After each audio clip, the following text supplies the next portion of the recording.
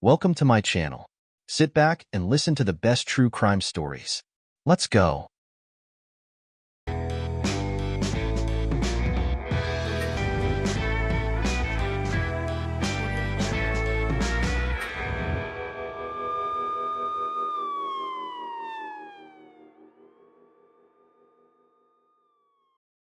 Mahmood Hussein Mattan was born in British Somaliland in 1923. At that time, part of Somalia was a British protectorate.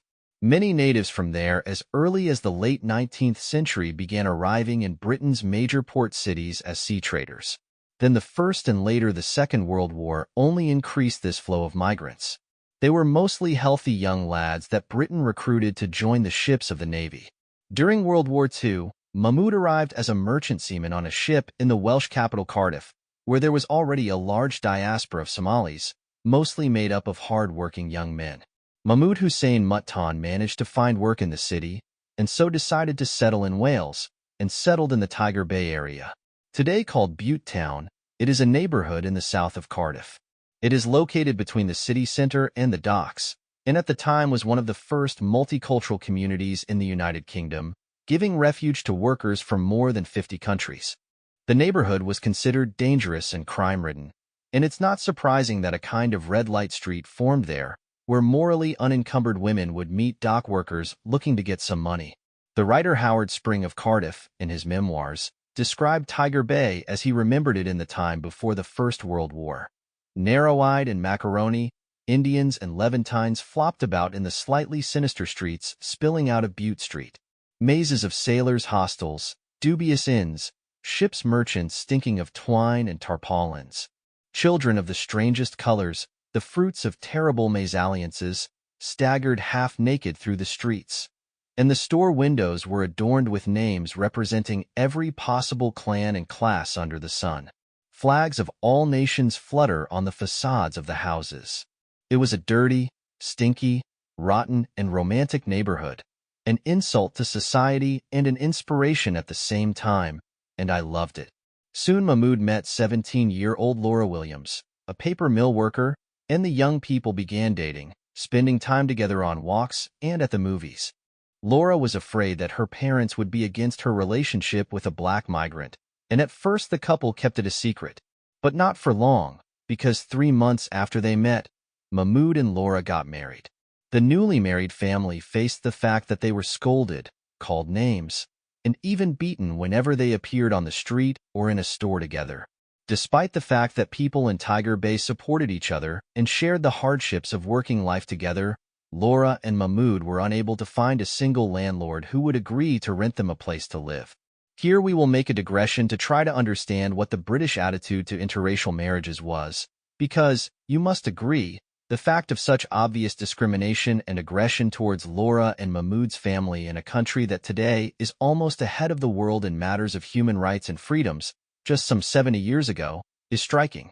Many interesting works and studies have been written on the subject of interracial families and their treatment in Britain, and it is still vividly discussed today, especially in connection with the marriage of Meghan Markle and Prince Harry.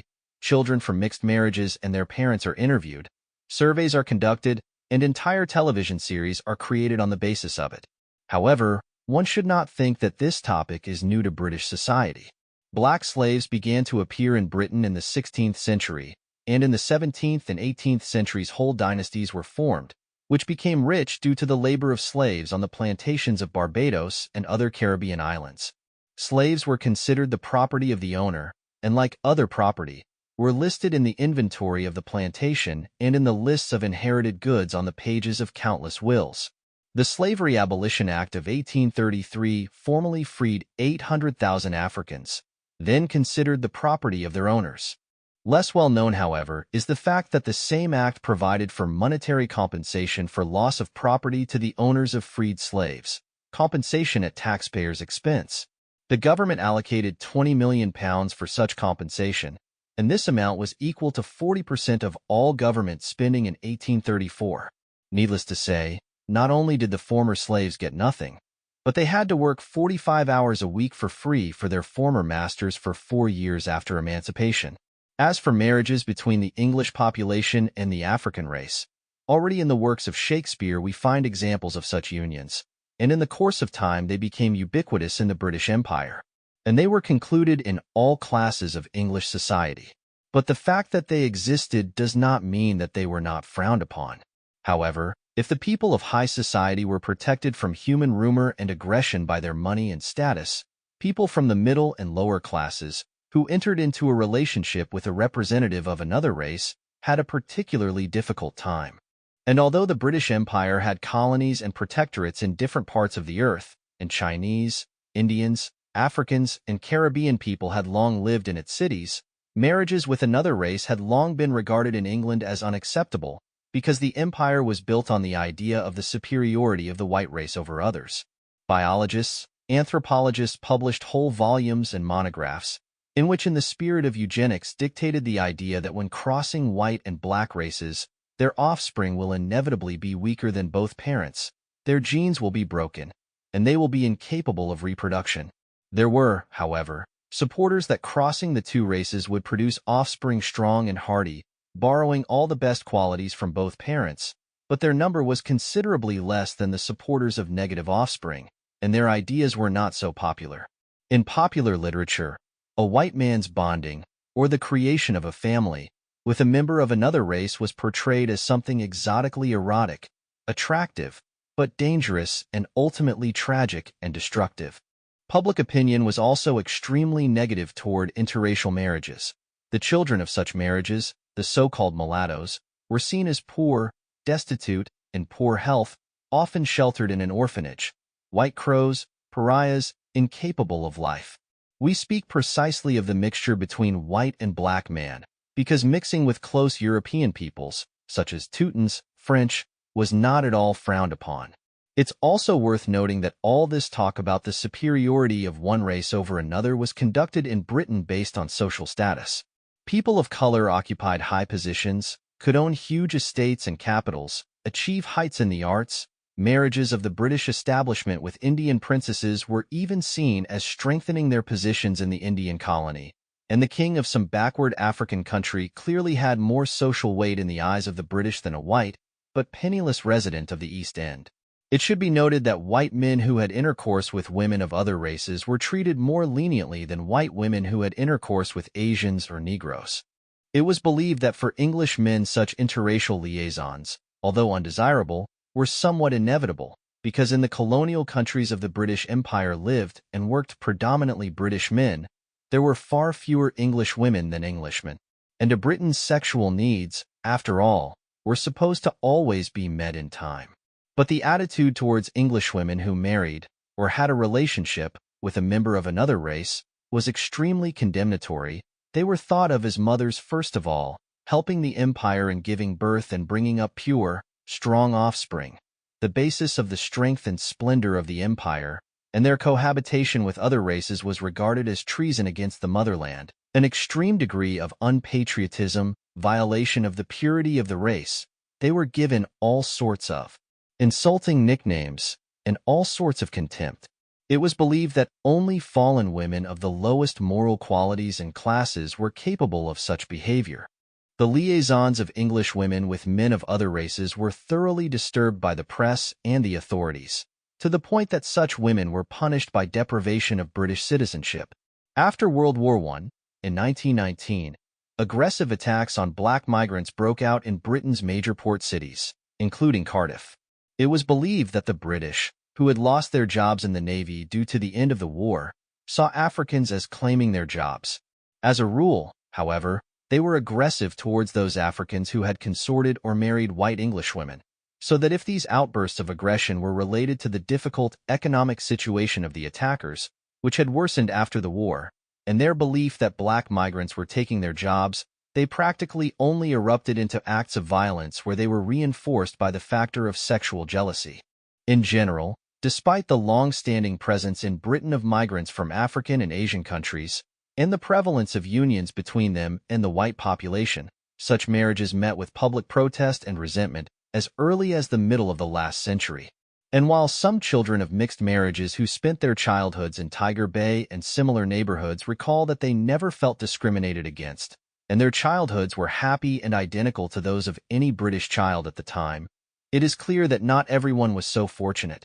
In the 1950s, there were no laws prohibiting a landlord from refusing to rent to a person of black race and, according to surveys, only 15 landlords out of 1,000 were willing to rent to an African migrant.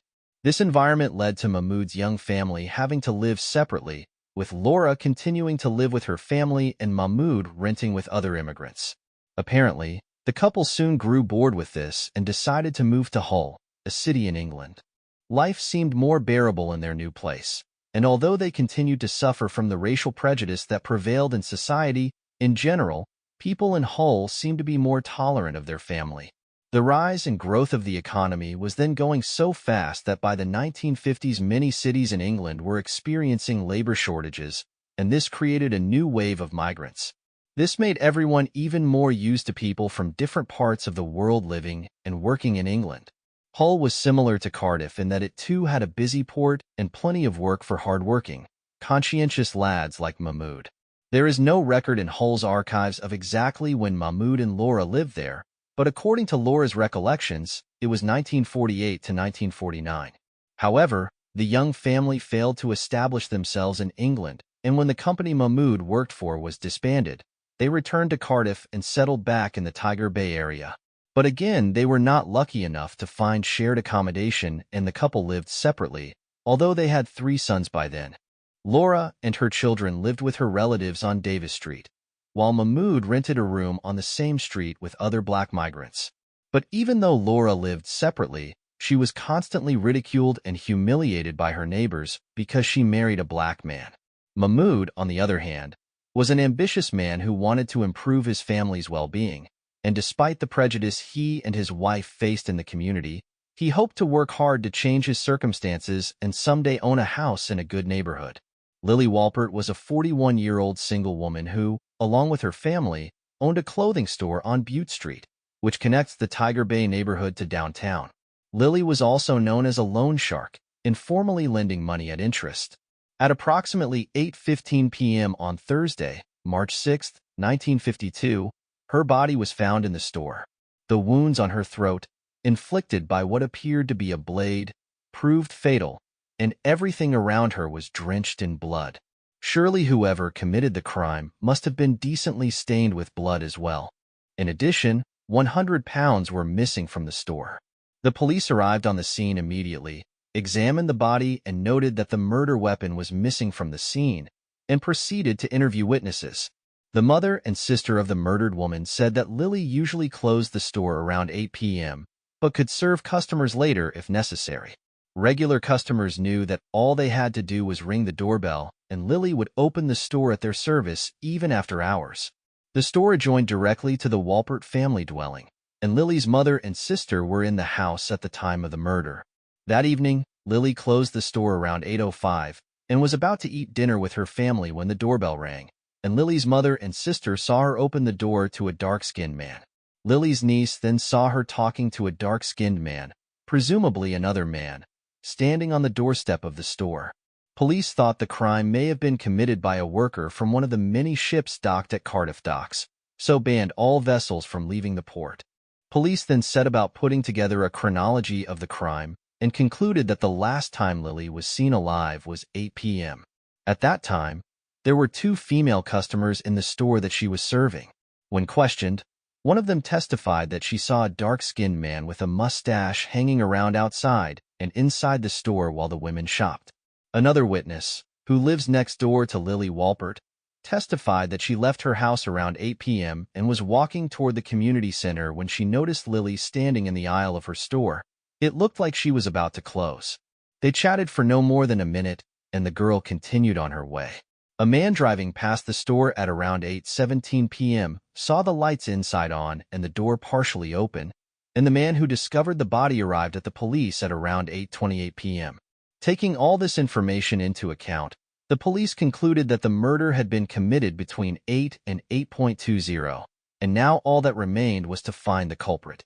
They began questioning known lawbreakers and going around the nearby neighborhoods and slums near the docks, knocking on every door. One of those visited by police was Mahmood Hussein Mattan, who lives at 42 Davis Street. In response to their questions, the man replied that he had spent the evening at the movies, where he stayed until 7:30 and then returned home. His room was thoroughly searched, but police were unable to find anything suspicious. A police officer asked Mahmood if he was wearing a coat, and he replied in the affirmative.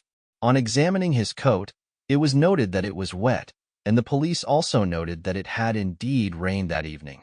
They then left Mahmood's house and continued their investigation. The next day, Harold Caver, a Jamaican migrant, testified to police that he saw two Somali men, one standing in front of the store window and the other coming out of Lily Walpert's store and walking past Caver. Caver described that he had gold teeth. When asked if he was wearing a coat and hat, Caver said the Somali man was wearing neither. The second man, standing outside the store, was wearing a light waterproof coat and fedora. Carr was sure that he could easily recognize the man who had passed him, but he was doubtful about the Somali who stood by the window because he had not gotten a good look at him. A week after Lily Walpert's murder, the police had no significant leads. The pressure on the investigation was increasing every day. The murder was widely discussed in the press and was a major topic of conversation in the city, and it had to be solved without fail, and there was no progress in identifying the killer. But that soon changed when Lily's family announced a £200 reward for information that could help the investigation catch the culprit. May Gray, a regular police informant, gave a surprise statement. She went to the police to say that on March 6th, Mahmood Hussein Mattan had turned up at her store to buy second-hand clothes and was carrying a wad of bills, which was unusual as she knew he was a rather poor gentleman and never had large sums of money. In addition, Harold Caver, the Jamaican man we have already mentioned, gave new testimony that he had seen Mahmood Mattan outside Lily Walpert's store. The police, armed with this new information, questioned Mahmood again, but he stood his ground, claiming that he had not been on Butte Street that day and had been at the movies until 7:30 and then went home. The investigation had testimony from multiple witnesses who had visited or were in the vicinity of Lily Walpert's store, but they all contradicted each other as to who had been seen in the neighborhood at the alleged time of the crime. Lily Walpert's sister was certain that she saw a black male in the store shortly before the crime. His head was almost touching the doorway, meaning he was tall, about 6 feet tall.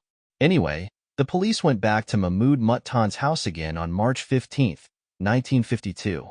His room was searched again, and Mahmood was arrested on a charge of stealing a raincoat. He was summoned to court the same day and remanded in custody. The police began a detailed probe into the suspect's life, and according to some reports, Mahmood seemed to have more money than usual in the days following the crime. Even so, he continued to live in a small den on Davis Street and was not found to be in possession of substantial amounts of money. He was also of short stature, which meant that Sister Lily Walpert had definitely not seen him. He was put on 2 lists of suspects for a lineup, hoping some of the witnesses would remember him, but no one picked Mahmood.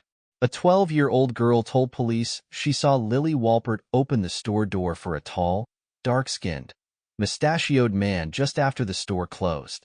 When asked to identify the man, the only person on the list for identification was Mahmood Hussein Mattan, but the girl stated with certainty that it was definitely not him. The police then decided that due to her age, the girl could not be a reliable witness and excluded her testimony from the case. On March 16, 1952, at 5:30 in the evening, the police charged Mattan with the murder of Lily Walpert.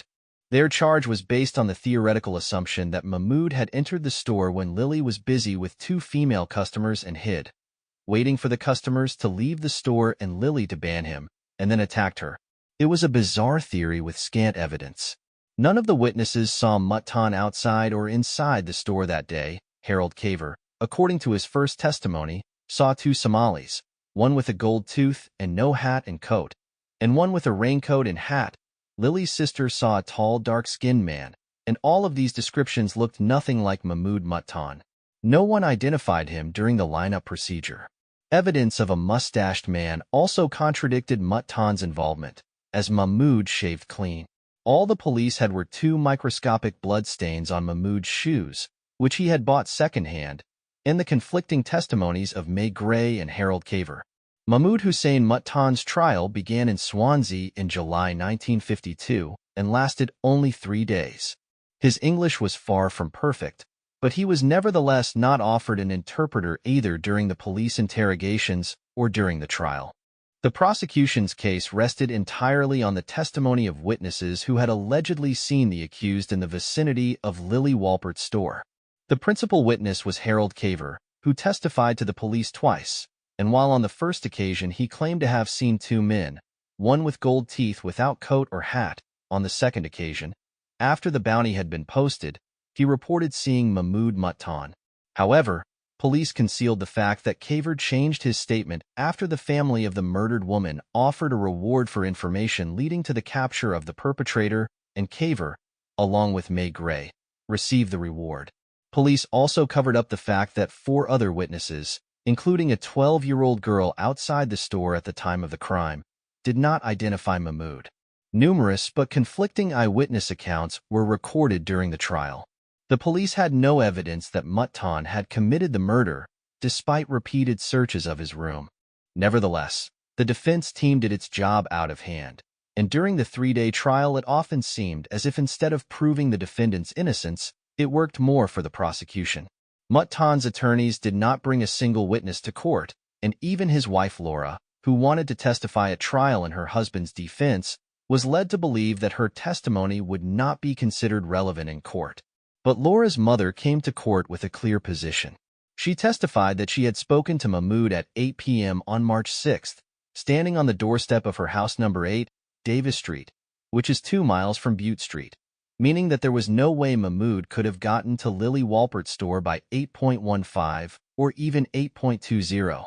Also, Laura's mother said she did not remember what Mahmood was wearing, but she did remember that he was wearing a large black Anthony Eden-type hat. 2 other witnesses claimed that later, at 8:30, the suspect was with them at 42 Davis Street.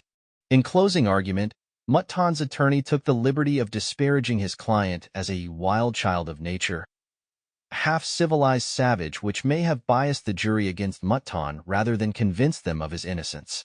On July 24, 1952, Mattan's trial was completed and the jury retired to deliberate. When they returned, they reported that they had found the defendant guilty of the murder of Lily Walpert, and the judge sentenced Mahmood Mattan to death by hanging. Mattan firmly believed in the English judicial system and that the real murderer would be caught, but his appeal was rejected on August 19, 1952, and he was hanged in Cardiff Prison on September 3, 1952. Laura was not notified of his execution, either before or afterwards, and did not learn that the sentence had already been carried out until a few weeks later when she went to visit her husband in prison and saw the execution notice taped to the wall. Mahmood Mattan became the last person in Wales to be given the death penalty. Mahmood's family refused to believe he had committed murder, and first Laura and then her grown sons were determined to secure his acquittal at all costs. Eventually, it was learned that 2 years before Lily Walpert's death, Harold Caver had been brought to trial for assaulting a man with a broken bottle. It turns out that Mahmood's attorneys didn't bother to determine whether prosecution witnesses had been criminally prosecuted before. In 1967, Caver was fined £23 for causing grievous bodily harm to his own 19-year-old daughter. And in May 1969, he was sentenced to life imprisonment for attempting to murder his daughter with a razor blade. It has also emerged that in 1952, when Lily was killed, Caver was wearing a mustache, and some witnesses, as we recall, saw a tired-looking man outside her store. A woman who was 20 years old in 1952 and had lived in the neighborhood near Lily Walpert's store all her life, but was not questioned by the police during the investigation, said she saw Harold Caver on the doorstep of the store at 8:05 p.m. on the day of the murder. Given that Mahmood's conviction was based almost entirely on the testimony of Caver, who later established himself as the perpetrator, in 1969 Laura petitioned the Home Secretary to have her husband's case reviewed, but was refused. In the 1990s, Laura, along with her sons and relatives, launched a campaign to have her husband's name cleared. And it all came to a head in 1997, when the newly organized Criminal Cases Review Commission reviewed the totality of evidence in the case and sent it to the Court of Appeal. The judge declared that the investigation and trial had been conducted with clear irregularities, and on February 24, 1998, Mahmood Mattan's conviction was annulled. This was the first case reviewed by the Criminal Cases Review Commission. In addition, just as Mattan's case was being considered by the Court of Appeal, another interesting fact came to light. In the notes of one of the lead detectives investigating the murder of Lily Walpert, a note was found that Kaver had identified the man who came out of the store as a Somali man named Tar Gas.